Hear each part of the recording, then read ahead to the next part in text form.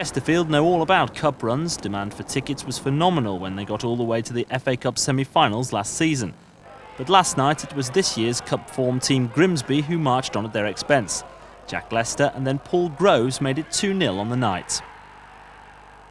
I think after last year we felt with something to hold on to, and the euphoria was there and the support was fantastic, and the players had the feelings from last year. But really half of the team I think probably weren't playing last night and in the cup so far.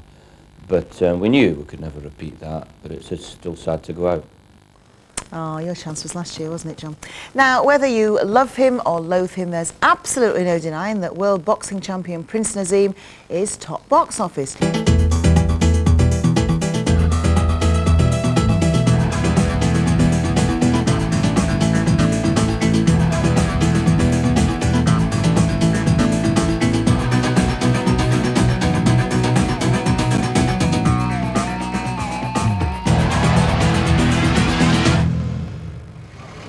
Good afternoon and welcome, and for our last goals on Sunday of 1997, we've come to Blundell Park to see whether Grimsby Town can maintain their steady climb up the second division table. Our main match, Grimsby Town against Carlisle United.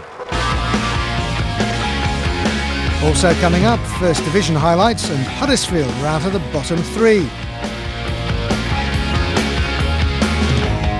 Mansfield are shot down by Hartlepool's last-minute equaliser.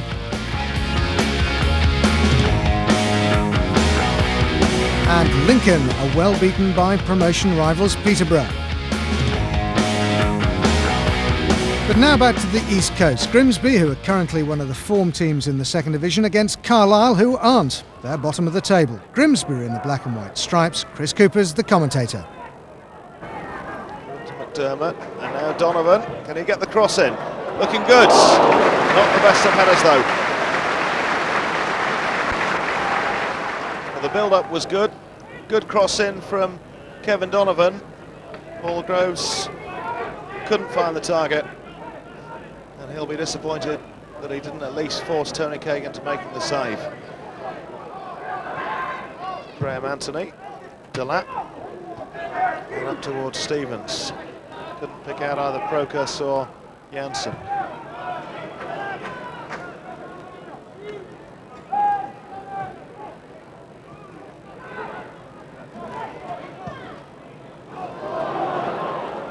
Jobling trying to get things going. Livingston just on the edge of the area. Won't get to the knockdown from Paul Groves. The Grimsby do win their first corner of the afternoon. Clare wanted it taken quickly, but the defender went across with him. It's going to swing it in. And everybody for Carlisle, with the exception of Stevens, is back in or around their own area. And it comes. It's nicked away ahead of Livingston. Jobling tries to put it back in, and it's another corner kick to Grimsby. Peter Hand decides to come up from the back for this one, aimed to Roger and tipped over the bar by Tony Kagan. That's the closest we've come to a goal so far this afternoon. It's another corner kick to Grimsby Town. And Roger was well off target early on in the game with a header. That time though, forced a fine save from Tony Kagan. Delap with a throw for Stevens. Donovan finds Livingston. Fans a little bit frustrated that despite all the pressure and possession Grimsby have enjoyed in the opening half an hour, they've not been able to beat Tony Kagan.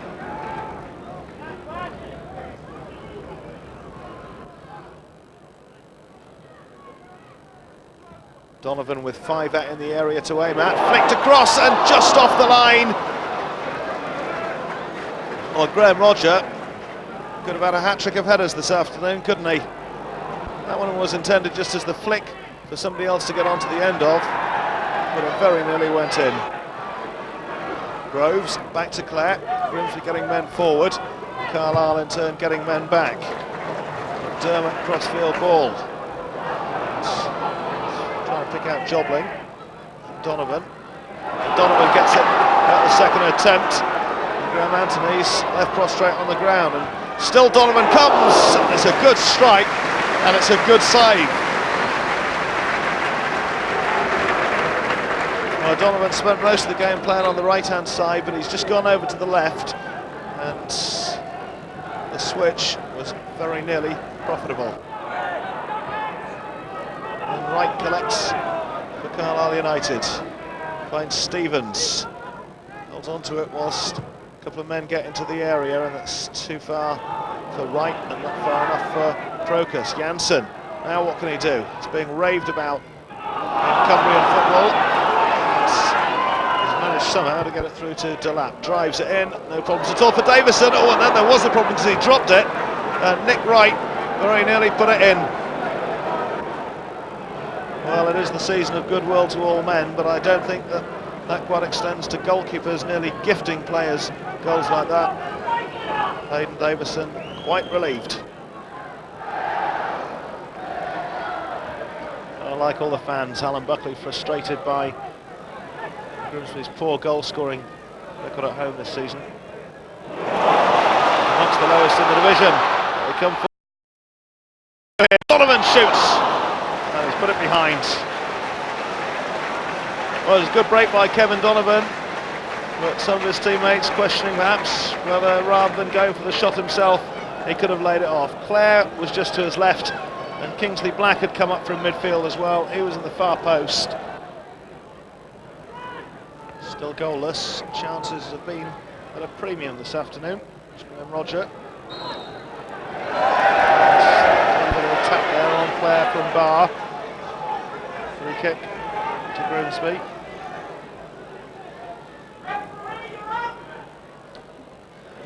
Andy Side and Roger going up from the back. It's taken by McDermott. It's given it to Clare. Now played in towards the edge of the 6-yard box. And McDermott says thank you very much. And that's Grimsby Town 1, Carlisle United 0.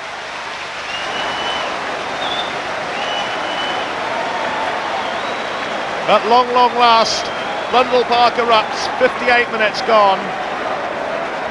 And after everybody was expecting the free kick to be just chipped into the area, they went wide down the right-hand side. Eventually it came in, and John McDermott with a first-time touch for his first of the season to make it Grimsby Town 1, Carlisle United 0. Once again, the mist coming in off the sea at an increasing rate of knots. As the awkward cross comes in, and it's well palmed away by Aidan Davison from the head of Nick Wright. He really did get down low and scoop that one away.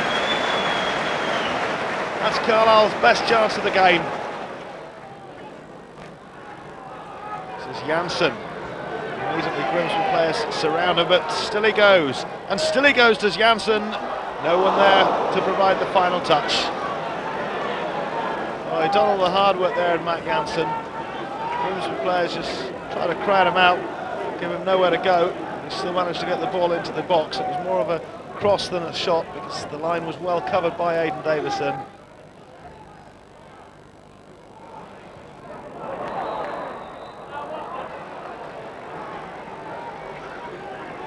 The referee's seen through the fog to give a free kick to Grimsby. Oh, what can they conjure up from the mist? Here comes the free kick, and it's well headed and well stopped on the line. Well, it's a well taken free kick. Steve Livingston in the perfect position, but he couldn't beat Tony Craig. Now Grimsby come again. Can they wrap it up now? An early Christmas present for the supporters. We've not seen too many goals this season at Blundell Park, despite the rapid climb up the table. Is Donovan one way, then the other, and the shot, oh, inches wide. He may very well hold his head.